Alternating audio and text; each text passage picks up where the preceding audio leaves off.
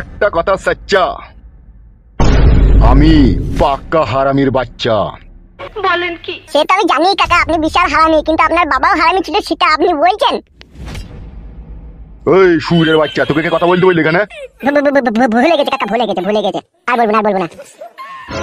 দেখুন বিকাশ দত্ত বাবু, আপনি হারামি কি আপনার বাবা হারামি তা আমার জেনে কোনো লাভ নেই। আমি আমার হিস্সাটা পেলে আমি খুশি হব, বুঝতে পেরেছেন তো? তোর হিস্সা পেলে তো তুই খুশি হবি অফিসার, সেটা আমি বুঝলাম, কিন্তু আমার বউটাকে একটু খোঁজার ব্যবস্থা করতো। বিকাশ দত্ত বাবু, আমি এই পৃথিবীতে বহু মানুষ দেখলাম, মদখোর, গাঁজাখোর, আফিংখোর, চরসখোর, হিরোইনখোর, কিন্তু এরা তো এক ধরনের মাতাল। সেই সমস্ত মাতালগুনা এক বোতল মদ পিলি কি এক চিলিম গেঁজা পিলি তাদের নেশাটা পূরণ হয়ে যায়। আর তুমি এক ধরনের নেশাখোর, মেয়ে ছেলিখোর মাতাল। ভালো মেয়ে ছেলে দেখলি তার পাকানে থার্মিটার লাগিয়ে তোমার চেক করতে ইচ্ছা হয়, তাহলে তুমিও এক ধরনের মাতাল। এ বুকাচুদা, কি বলছিস কি বে তুই? আমার টাকালি খেছিস, আমার টাকালি পড়ছিস, আবার আমাকেই বড় বড় ডায়লগ দিচ্ছিস। আমি তো আর আপনার মতো বলতে পারি না যে একটা কথা সচ্চা, আমি পাক্কা হারামির বাচ্চা। আমার বাবা একজন সৎ ভালো মানুষ ছিল, চাষি মানুষ। সে নিজে মাঠে মেহনত মজদুরি করে একটু একটু করে অর্থ জমিয়ে আমাকে পড়ালেখা শিখিয়েছে। পড়ালেখা শিখে আজকে আমি পুলিশ অফিসার হয়েছি। দেশের বোঝা মাথায় তুলে নিয়ে জনগণের সেবা করতে এসেছি। আর যে থানাতেই আমি পোস্টিং হয়ে যাই, সেই থানার এরিয়ার অঞ্চলে আপনাদের মতো কিছু এমএলএ থাকে, যা সমস্ত নোংরা কাজের সাথে জড়িত। তোমার ওই উপরকার ওই সৌন্দর্য সাদা পোশাকের ভিতরে যে একটা কালো কুৎসিত মুন রয়েছে, আর সেই মুনের ভিতরে কত গরিব অসহায় লোকের কান্না, রক্তের দাগ লুকানো রয়েছে। তা আমার বাবা একটু একটু করে মেহনত মজদুরি করে যদি আমাকে পুলিশ অফিসার না বানাতো, তাহলে আমি বুঝতেই পারতাম না যারা এই সমাজটাকে চালানোর প্রতিজ্ঞা করে তারাই তলায় তলায় ভাঙে। আর সেই ভাঙার একটাই কারণ, তুমি হচ্ছে রাঁড়খোর। তোমার নিজের বউ ঘর ছেড়ে চলে গেছে, তাই এখন পরের বইয়ের গান মারতে বসেছে তুমি। এর তো বালের এমএলএ তুমি। অফিসার, তোর এই কথা, আর তুই যে আমার বুকে দিলি ব্যথা, আমার বুকের এক পাশ থেকে আমি মানুষ হয়ে থাকলাম আর এক পাশ থেকে আমি অমানুষ হয়ে গেলাম রে। শালা কি কথা শোনালি বে তুই? বে পরশু দিনকে নিয়ে নিবি বে টাকা। অফিসার, আপনি এখন যান, পয়সাটা আমি এমএলএ সাহেবের কাছ থেকে নিয়ে আপনাকে দিয়ে আসবো। ঠিক আছে, তুমি বললে তাই যাচ্ছি।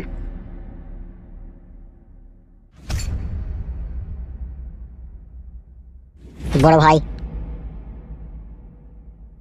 কি হলো? তুই আবার জ্ঞান দিবি নাকি আমাকে? আপনার মতো লোককে আমার জ্ঞান দেওয়ার সাহস আছে? আমি জ্ঞান দিতে পারবো না, আমি জ্ঞান দিলে আপনি নেবেন? বেশ ঠিক আছে, বল কি বলবি। এই ফাইল তো আপনার চরম সর্বনাশ করার চেষ্টা করছে। কি এসব আজে বাজে কথা বলছিস তুই? ও আমার কি সর্বনাশ করে? হ্যালো বন্ধুরা, আপনি কি কখনো ভবিষ্যতের ভবিষ্যৎবাণী সম্পর্কে চিন্তা করেছেন? এখন এটি এত সহজ, কারণ আমার বন্ধু মনীষ এবং তার দল একটি সফটওয়্যার উদ্ভাবন করেছে, যার সাহায্যে আমরা ভবিষ্যৎবাণী করতে পারি। যত সহজ, আমি ব্যক্তিগতভাবে এই সফটওয়্যারটির ফলাফল পরীক্ষা করেছি এবং আমাকে দেখাতে দিন। এই প্রোগ্রামটি মোট 6 রাউন্ডের ভবিষ্যতের ভবিষ্যৎবাণী করতে পারে। এখন আমি তোমাকে সব দেখাবো। মনীষ আমাকে একটি ভালো ভবিষ্যৎবাণী দেখিয়েছেন, তাই এখন আমি 3000 টাকার দুটি বাজি রেখেছি এবং বিমান দুর্ঘটনার পূর্বাভাস 3.44x প্লেন টেক অফ করেছে। এখন আমি সবকিছু নিজের জন্য দেখতে পারবেন। অপেক্ষা করুন। এবং হ্যাঁ, আমি জিতেছি। বিমান দুর্ঘটনার পূর্বাভাস সম্পূর্ণ সঠিক, তাই আমি 3000 টাকা দিয়ে শুরু করেছি এবং এখন মাত্র কয়েক সেকেন্ডে আমার কাছে 3 গুণ বেশি আছে, যা আমি সহজভাবে প্রত্যাহার করতে পারি। আপনি যদি এই সফটওয়্যারটি চান, তবে বর্ণনায় আমি একটি লিঙ্ক দিয়েছি, মনীষের টেলিগ্রাম চ্যানেলের লিঙ্ক, এবং তাতে লিখুন আমি বায়ান ফক্স থেকে এসেছি এবং তার টেলিগ্রাম চ্যানেলটি সাবস্ক্রাইব করুন। আপনি সফটওয়্যারটি সম্পূর্ণ বিনামূল্যে পাবেন। করার চেষ্টা করছে। আপনার মেয়ের সাথে ঘরের ভিতরে প্রেমের কথা বলছিল। এসব বড়া কি আজে বাজে কথা বলছিস তুই? ওকেই জিজ্ঞেস করেন। কি রে ফালতু, ও যা বলছে তা কি ঠিক? ও যা বলছে মিথ্যে বলছে কাকা, এমনি কথা বলছিলাম। এ বুকাচুদা, তুই এমনি কথা বলছিলি? এমনি প্রেমের কথা হয় লাইবে? এমনি তো ভালো কথা হইবে। বল, আমি প্রেম করেছিলি কি? তাই আমাকে করতে বলছি, কিন্তু আমি করতে রাজি হচ্ছি না। কে করতে বলছে তোকে প্রেম? আপনার মেয়ে বলছে আমাকে ভালোবাসছে। তুই কি বলেছিস? আমি বলছি আমি ভালোবাসতে পারবো না কাকা, আমাকে মারবে। বে এইখানে আয়, আমার কাছে আয়। আমি যাবো না কাকা, তুমি মারবা। এই শালা খান কি ছেলে, কানে তোর ভাড়া ভরে দেবো, তাড়াতাড়ি এখানে আয়।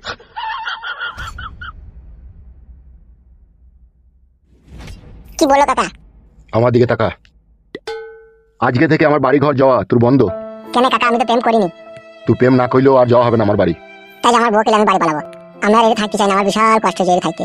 তোমার কথাতে তো অতদিন থাকলাম, আর থাকবো না। আমি এবার আমার বউকে পালাবো। তুই যে বাড়ি পালাবি, ততদিন যে খেয়েছিস তার টাকা পয়সাটা কে দেবে? তাই টাকা পয়সাটা দিবি, চলে যাবে। তা আমি বলেছি নাকি আমাকে খাই দিয়ে কাকাই হবে? জোর জোর করে রাখলে খাবে বলছে। এই তুই কি একবার বাড়ি যা তো। আয় ভাই আয়। কেন কাকা, কি অসুবিধা বলো? যেতে বললাম যা। এমন কিছু চাল চালতে হবে আমাকে, যাতে শালা ফালতু আমাকে ডেকে নিয়ে গিয়ে তার বইয়ের কাছে আমাকে লিখে যাতে শুই দেয়। আমি আর লুকিয়ে করবো না, যা করবো ডাইরেক্ট। তবে শালা তুই তখন বুঝবি আমি কত বড় বৈধ হারামি লোক। ফুটো,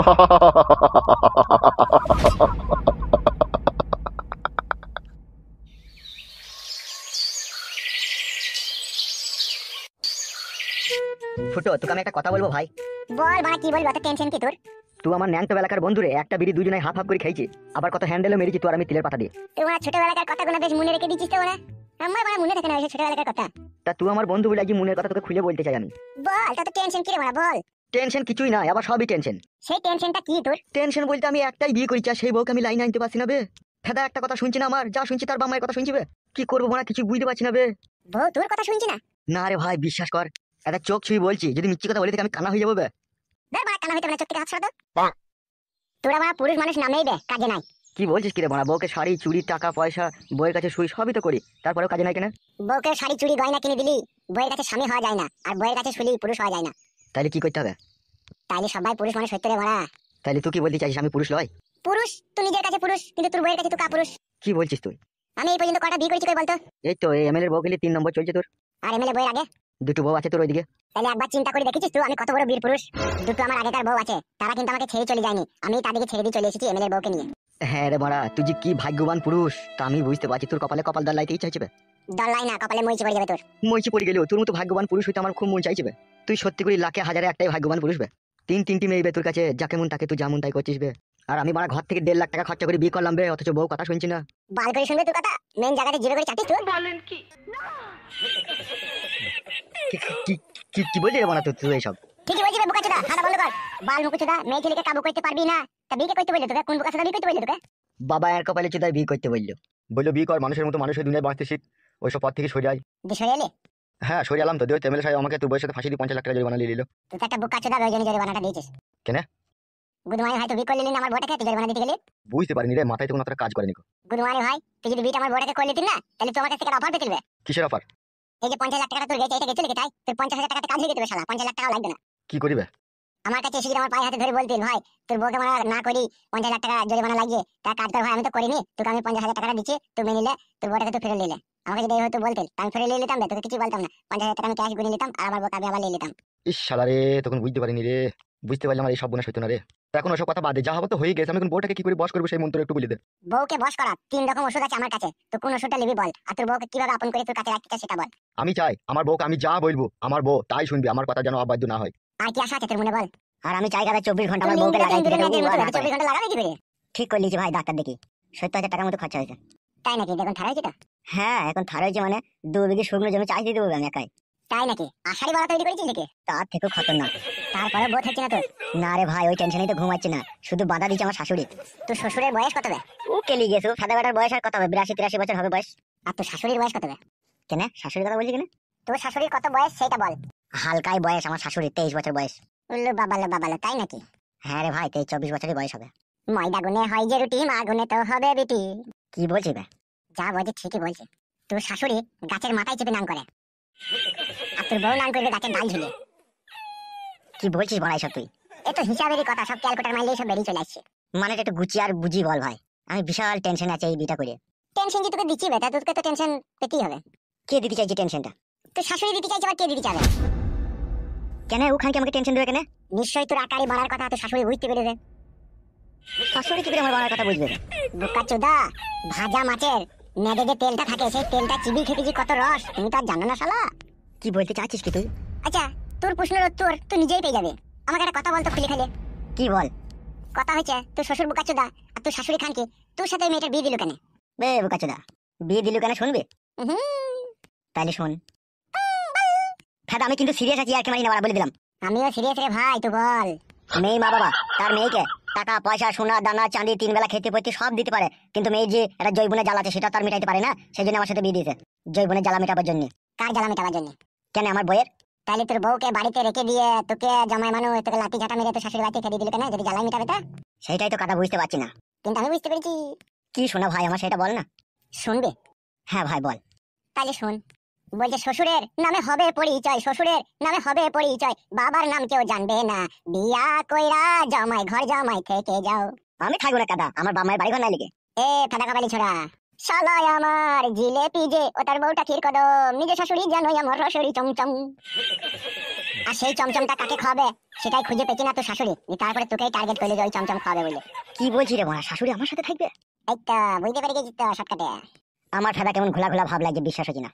যতক্ষণ ঝাঁপ দিলে তো শাশুড়ি দিতে পকান করে না ভরবি ততক্ষণ তোর বিশ্বাস হবেও না। তুই বড় এটা অসম্ভব কথা শোনাচ্ছিস, সেটা হইতেই পারে না। তুই তো কথারে বোকাচোদা যে একটা মেয়ের সব দিতে পারে তার মা বাবা, কিন্তু তার জৈবনে জ্বালা মেটাইতে পারে না, আর মেটাইতে পারে না বলেই একটা পর পুরুষের সাথে বিয়ে দেয়। তুই তো বললি বেকনি। হ্যাঁ তা তো বললাম। তা বোকাচোদা আমি যতদূর জানি তোদের বাড়ির সম্বন্ধে, তোদের জমি জায়গা ভাত কাপড়ের কোনো অভাব নাই, তোদের বাড়িতে সবই আছে, তারপরে ওই মেয়েটা থাকতে চাইছে না। আর মেয়েটা যদিও বা থাকতে চাইছে ওর মা ওকে থাকতে দিচ্ছে না। ব্যাপারটা বুঝতে পেরেছিস তো? হ্যাঁ, তার মানে এটা কি দাঁড়ায় তাইলে? মধু কাস নাকি মধু চুষনি তো ভুলে এখনো বুঝতে পারছিস না? বুঝতে পারছি, তুই যদি ভেঙে বলতে ভালো হতো।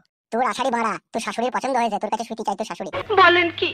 সেই জন্য মেয়েটাকে পাঠাইছে না তোর কাছে। তোর শাশুড়ি খান কি তোর বইয়ের ঘরে বন্দুক রেখে তোকে ফায়ার করেছে। তোর শাশুড়ি তো ভালোভাবে জানে যে জৈবনের জ্বালা বড় জ্বালা, এই জ্বালার উপরে কোনো জ্বালা নাই। তা আমার মেয়েটা যদি আমার কাছে এক মাস থাকে তাহলে জমাই কিন্তু বাড়ালি দড়ি দড়ি বেড়াবে, এখানে ওখানে ভরার চেষ্টা করবে। আর ভর্তি যখন পাবে না তখন ঘুরিয়ে ফিরিয়ে আমার মেয়ের কাছেও আসবে। আর তুই যখন ওরে চলে যাবে তখন তোর শাশুড়ি তোকে কি বলবে জানিস তো? কি? তোর শাশুড়ি বলবে যে শোনো জামাই, আমার মেয়ের সাথে যদি সংসার করতে চাও, ও কিন্তু ওখানে যেতে চাইছে না, এখানে ঘর জামাই হিসাবে তোমাকে থাকতে পারে, এর সংসার করতে হবে আমার মেয়ের সাথে। তোমাকে টাকা পয়সা খাওয়া দাওয়া সবই আমরাই দেবো, তুমি যা ইনকাম করবে করবে, বাদ বাকিটা আমরা চালিয়ে দেবো। যে তারপর তুই যদি থেকে যাস হইলো তখন কি হবে জানিস তো? তখন এক জায়গায় এক বাড়িতে থাকতে থাকে তো শাশুড়ির বিলাইও দেখতে পাবি, ভিসিয়ারও দেখতে পাবি, জাঙ্গিয়াও দেখতে পাবি, শাড়িও দেখতে পাবি, চুড়িও দেখতে পাবি, তাকে ন্যাংটা অবস্থাতেও দেখতে পেতে পারিস এক বাড়িতে থাকলে। তখন আর লাজ লজ্জার মাথা খেয়ে দুজনেতে তখন ভালোবাসা হয়ে যাবে, যে পাকাত পুকুত পাকাত পুকুত। তুই যদি চাস শাশুড়ির সাথে পাকাত পুকুত করতে তাহলে ঘর জামাই থাকতে পারিস। আর যদি চাস যে না আমি শাশুড়ির সাথে পাকাত পুকুত করবো না, ঘর জামাই থাকবো না, তাহলে আমি তোর বন্ধু আমার বাড়িতে 2-5 দিন বেড়া দিয়ে টিকিট কেটে দেবো, ট্রেনে চাপিয়ে দেবো, সোজা বাড়ি চলে যাবি। পুরো খুবরিতে কথাটা ঢুকেছে তো? এরকম বাস্তবে ঘটে? আমি বাস্তবের সাথে যুদ্ধ করেছি আর আমি জানি এটা বাস্তবে ঘটে, ঠিক আছে? আর আমার চোখের সামনে এরকম হাজার হাজার ঘটনা ঘটেছে। আর তোর যদি বিশ্বাস না হয় তাহলে 1 মাসের জন্য তো ঘর জামাই থেকে প্রমাণ করিলে আমি মিথ্যা বললাম কি সত্যি বললাম, তোর শাশুড়ি তোকে পাকাত পুকুত করতে দেবে। চিন্তা ভাবনা না করে তোর শ্বশুর শাশুড়ি আর তোর বউ কত বড় চরিত্রহীন নিজের চোখে প্রমাণ করে দেখে যা। আর না হলে তো কষ্ট পাবি, তুই হয়তো ভাববি আমারই দোষ, আমার মা বাপেরই দোষ, ওই জন্য আমার বউটা আমার বাড়ি এলো না, কিন্তু তলায় তলায় যে তোর শ্বশুর শাশুড়ি চরিত্রহীন সে খবর তার দুনিয়ার লোক জানে না। এখন আমি তোকে বললাম, এবার তুই প্রমাণ করিলে। যদি তাই হয় বন্ধু ফুটো, তাহলে আমিও তোকে কথা দিলাম, আমার শাশুড়ি কি কালারের জাঙ্গিয়া পরিস হয় সেটাও আমি না দেখে যাব না। আমার শাশুড়ি যদি সমুদ্রের জল হয়ে থাকে, আমিও সমুদ্রের তলায় পড়ে থাকা বালি হয়ে থাকবো। আমার শাশুড়ির পাকানে না কিসকিসিনি ধরিয়ে দেবো। তখন বাপের বেটা পুরুষ মানুষের মতো কথা বললে না, কথা শুনে মনটা শান্তি হয়ে যাবে।